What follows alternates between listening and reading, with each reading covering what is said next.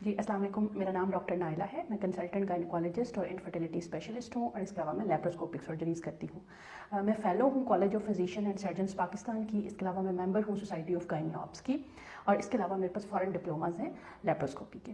जी आज हमने जिस टॉपिक के ऊपर बात करनी है वो है how to prevent the pregnancy और फैमिली प्लानिंग के मेथड्स दोनों। तो जब भी हमारे पास कोई पेशेंट हमारे क्लिनिक में आता है तो उसको हम एक कस्टमाइज तरीका बताते हैं कि आपने कौन सा तरीका यूज़ करना है। तो इसके लिए जो है वो डिफरेंट होता है। कोई पेशेंट होते हैं जो कहते हैं कि जी अभी हम 1 ईयर का ब्रेक लेना चाहते हैं, कुछ पेशेंट कहते हैं जी हम 3 ईयर का ब्रेक लेना चाहते हैं और कुछ पेशेंट कहते हैं जी हमारे पास हमारी फैमिली अब कंप्लीट हो गई है और we want no more child. तो हमें उसके लिए डिफरेंट मेथड हैं जो कि यूज़ होते हैं। तो मैं आज आपको इस वीडियो में तकरीबन सारे ही मेथड जो है वो बता दूंगी और बता दूंगी कि कौन कौन से मेथड किस किस को सूट करते हैं। रफली अगर आप इस पर बात करें तो हम इनको 4 मोटे ग्रुप्स में तकसीम कर सकते हैं। उसमें सबसे पहला ग्रुप है जिसमें कि आप कोई दवाई इस्तेमाल नहीं करते। दूसरा ग्रुप है जिसको हम मेडिकल मेथड कहते हैं। उसको आप उसमें क्या होता है कि कोई आप गोली या इंजेक्शन आपको लगवाना पड़ता है। तीसरा मेथड ये है कि उसमें हल्का फुल्का सा इन्वेसिव प्रोसीजर है कि आपको क्लिनिक में आपको ट्यूब रखनी या कुछ इस तरह से होगा तो वो आपको वो वाला मेथड होता है। और तीसरा होता है जिसके अंदर हम क्या करते हैं परमानेंटली जो है वो सर्जरी के जरिए से बच्चे बंद कर देते हैं। ये मोस्टली परमानेंट होता है और इसके रिवर्सल के चांसेस काफ़ी कम होते हैं। तो आइए अब हम इनकी एक एक करके डिटेल देख लेते हैं। सबसे पहले है कि non medical method. Non medical method में जो सबसे ज़्यादातर 3 चीज़ें हैं जो नॉन मेडिकल मैसेज आ जाती हैं। उसमें ये होता है कि आप फर्टिलिटी विंडो का अगर आपको पता है तो आप फर्टिलिटी विंडोज के अंदर जो है वो इंटरकोर्स ना करें। The second one is that coitus interrupted. उसमें क्या होता है कि हस्बैंड फीमेल की वजाइना के अंदर डिस्चार्ज नहीं होता, आउटसाइड वजाइना डिस्चार्ज होता है, जिसकी वजह से क्या होता है कि लिमिटेड अमाउंट में जो स्पर्म्स होते हैं वो रह जाते हैं और प्रेगनेंसी के चांसेस कम हो जाते हैं।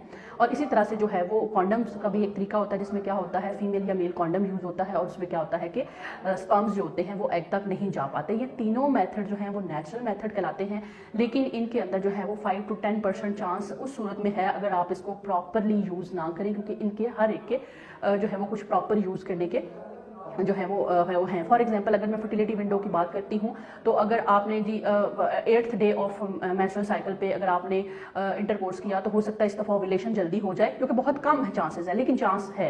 इसी तरह से कॉन्डम्स के अंदर रप्चर होने का चांस होता है। क्वाइटस इंटरप्टस के अंदर जो है वो मेल पार्टनर का बहुत ज़्यादा कोऑपरेटिव होना ज़रूरी होता है। तो इसलिए जो है इनके अंदर 5 to 10% जो ह्यूमन एरर है वो चूँकि एग्जिस्ट करता है, तो इसलिए 90% चांस है कि आपकी प्रेगनेंसी नहीं होगी, लेकिन 10% को हम स्पेयर नहीं कर सकते। लेकिन अगर आप बहुत ज़्यादा इसको प्रॉपर नॉलेज के साथ यूज़ करते हैं तो ये तरीका भी काफ़ी हद तक इफेक्टिव हो सकता है। लेकिन अगर इसको आप प्रॉपर नॉलेज के साथ यूज़ करते हैं तो ये पढ़े लिखे जो है लोगों के लिए बड़ा अच्छा मेथड है इसमें। लेकिन जो पेशेंट ऐसे हमारे पास आते हैं जो कहते हैं कि जी we want no more child, हमारी फैमिली कंप्लीट है, तो उनको हम यूजुअली ये मेथड रिकमेंड नहीं करते, क्योंकि जाहिर है कि 10% का चांस है तो वो जो है वो उनके लिए हो सकता है अनएक्सेप्टेबल हो।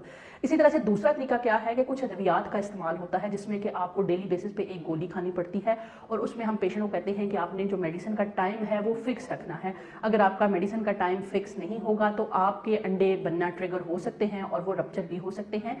तो ये हम जो मेडिसिन होता है जाहिर है उनके कुछ साइड इफेक्ट्स भी हो सकते हैं। तो ये अगर कोई पेशेंट बहुत ज़्यादा ओवरवेट है या अगर उनका ब्लड प्रेशर बहुत ज़्यादा हाई रहता है या उनकी शुगर बहुत ज़्यादा अनकंट्रोल है या फिर उनको उनकी फैमिली के अंदर जो है वो ब्रेस्ट कैंसर की हिस्ट्री है या उनके अंदर जो है वो कोई किसी किस्म की बच्चेदानी के कैंसर की कोई अलामत है, तो हम इन पेशेंट को ये चीज़ नहीं देते हैं, क्योंकि ये दवाइयाँ जो है उनके इनकी बीमारियों को ट्रिगर कर सकते हैं। और एक और कैटेगरी भी है जिसको हम ये वाला मेथड नहीं बताते। उसमें ये होता है कुछ ख़वातीन ऐसी होती हैं जिनकी यादाश्त का मसला होता है कि वो अक्सर गोली खाना भूल जाती हैं, तो फिर उनके लिए भी ये मेथड बहुत ज़्यादा फेलियर की तरफ चला जाता है, तो हम उनको ये बात रिकमेंड नहीं करते। लेकिन अगर आपकी यंग एज है और आपकी बॉडी मास इंडेक्स बहुत ज़्यादा नहीं है, आपको कोई बीमारी नहीं है और आपकी यादाश्त अच्छी है, आप इसको रेगुलर फॉलो कर सकते हैं, तो ये एक अच्छा मेथड है।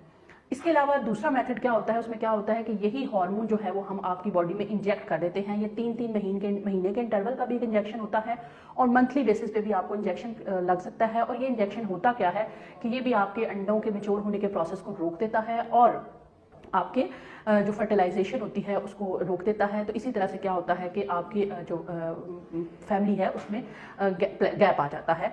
और ये लेकिन ये है कि इसमें ये होता है कि मंथली बेसिस पे आपको ये इंजेक्शन या 3 मंथली बेसिस पे आपको ये इंजेक्शन लगवाना पड़ता है, ठीक है।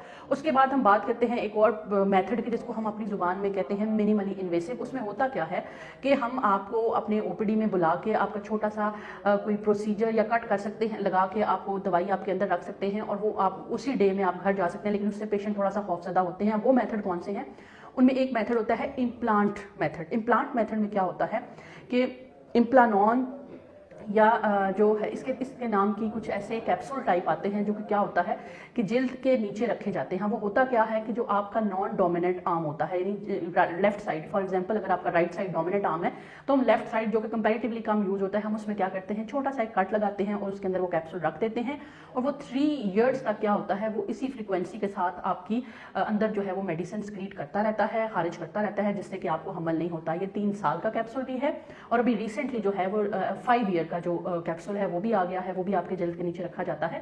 اور اس میں وہ ساری چیزیں ہم رول آؤٹ کر لیتے ہیں, کیونکہ اس جو کیپسول ہوتا ہے اس کے اندر بھی ہارمون ہوتے ہیں, اور اگر آپ کو بہت زیادہ جو ہے وہ بلڈ پریشر, شوگر, بہت وزن زیادہ ہے, بریسٹ کینسر کی ہسٹری ہے, تو ہم ریکمینڈ کرتے ہیں کہ کوئی آپ اور طریقہ استعمال کریں, یا پھر اگر آپ یہ طریقہ استعمال کر رہے ہیں تو آپ 6 منتھلی جو ہے وہ فالو اپ پہ رہیں. اس کے علاوہ ایک اور چیز یہ ہے کہ اس میں یوٹرس کے اندر, بچہ دانی کے اندر جو ہے وہ کاپر ٹی کے نام سے ایک کوئل آتی ہے, یا تو وہ رکھ لی جائے, یا مائرینا کے نام سے ایک کوئل آتی ہے وہ رکھ لی جائے. یہ دونوں کیا کرتی ہیں کہ یہ یوٹرس کی اندرونی لہر جہاں پہ بچے کی امپلانٹیشن ہونی ہوتی ہے اس کو کیا کرتی ہیں, بہت زیادہ تھن آؤٹ کر دیتی ہیں, تو بچے کی امپلانٹیشن ہو ہی نہیں سکتی. اور اسی طرح سے جو مائرینا کوئل ہے وہ کیا کرتی ہے کہ صرف بچہ دانی کی حد تک ہارمون ریلیز کرتی ہے, جس کی وجہ سے اکثر لوگ جو کہ دوائی کھا رہے ہوتے ہیں, یا جو امپلانٹ ان کی باڈی میں ہے, ان کے سائیڈ افیکٹس, کیونکہ جو انجیکشن ہے, گولی ہے, جو امپلانون ہے, وہ سب سے پہلے جب بھی ہارمون کو خارج کرتا ہے تو سب سے پہلے وہ بلڈ کے اندر آتا ہے, تو تب جا کے وہ بچہ دانی تک پہنچتا ہے. تو جہاں پہ اس کے افیکٹس آئیں گے وہاں پہ سائیڈ افیکٹس بھی آئیں گے. لیکن یہ جو مائرینا ہوتا ہے یہ ایک بڑا اچھا سسٹم ہے. اس میں یہ ہوتا ہے کہ بلڈ کے اندر جو ہے وہ بہت ہی کم مقدار ہارمون کی جاتی ہے, صرف جو ہے وہ لوکلی بچہ دانی کے اندر ہی اس کی ہارمون کی جو مقدار ہوتی ہے وہ زیادہ رہتی ہے, جس کی وجہ سے جن پیشنٹ کو بہت زیادہ ہارمون کے سائیڈ افیکٹس آ رہے ہوتے ہیں ان کے لیے یہ طریقہ بڑا مناسب رہ جاتا ہے.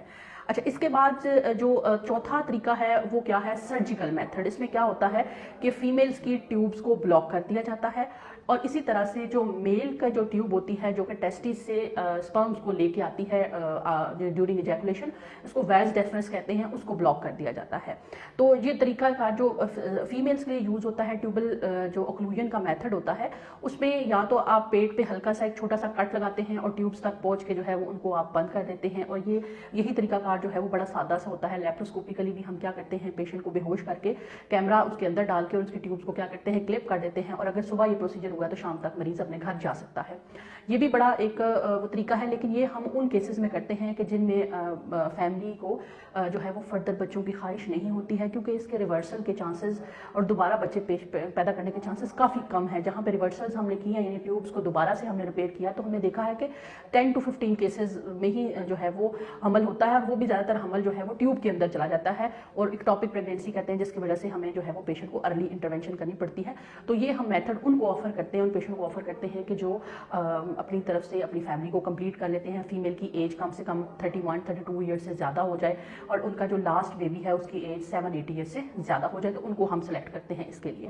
اسی طرح سے جو میل ویزیکٹمی ہے, اس میں کیا ہوتا ہے کہ ویز ڈیفرنس کو بند کر دیا جاتا ہے, جس کی وجہ سے کیا ہوتا ہے کہ جو سپرمز ہوتے ہیں وہ آگے تک نہیں آ سکتے, اور وہ ادھر ہی جو ہے وہ رک جاتے ہیں, جس کی وجہ سے ظاہر ہے کہ جب سپرمز نہیں ہوں گے تو آگے فرٹیلیٹی کنٹینیو نہیں رہتی ہے. تو اس میں بھی سیم کرائٹیریا ہوتا ہے کہ آپ کو فردر جو ہیں وہ ان کی بچوں کی خواہش نہ ہو, تاکہ اس کے ریورسل کے چانسز بہت زیادہ کم ہے. لیکن میں ایک چیز یہاں پہ بتاتی چلوں کہ جن میل کی ویزیکٹمی ہو چکی ہوتی ہے ان کے اندر سپرمز بننے کا پروسیس ختم نہیں ہوتا ہے. اگر ان کو بعد میں کبھی بچے کی خواہش ہو, یا جن کی ٹیوب بند ہے ان کو کبھی بعد میں بچے کی خواہش ہو, تو ان کو ہم IVF یا ICSI سے ان کی مدد کر سکتے ہیں. یہ واحد طریقہ ہے جس سے کہ وہ نیکسٹ بیبی کی طرف جا سکتے ہیں. اور اس طرح سے کیا ہوتا ہے کہ ہم ایک باہر ٹیسٹ ٹیوب بیبیز کو جو ہے وہ ایکسٹرنلی ہم فرٹیلائزیشن کروا کے اور ان کو مدر کی ووم کے اندر پلیس کر دیتے ہیں, اور پھر وہ پریگنینسی کنٹینیو ہو جاتی ہے. تو اگر کسی کے ساتھ اسی ویڈیو فورم سے میں آپ کو یہ میسج دینا چاہتی ہوں کہ اگر کسی کی ویزیکٹمی یا ٹیوبل بلاکیج سرجری ہو گئی ہے اور ریورسل کے بعد ان کی پریگنینسی نہیں ہو رہی, اور وہ بھی اس کو چاہتے ہیں, تو ان کے پاس ایک میتھڈ ہے IVF یا ICSI, وہ اس کو فالو کر سکتے ہیں اور اپنی فردر جو ہے وہ آف اسپرنگ پروڈیوس کر سکتے ہیں.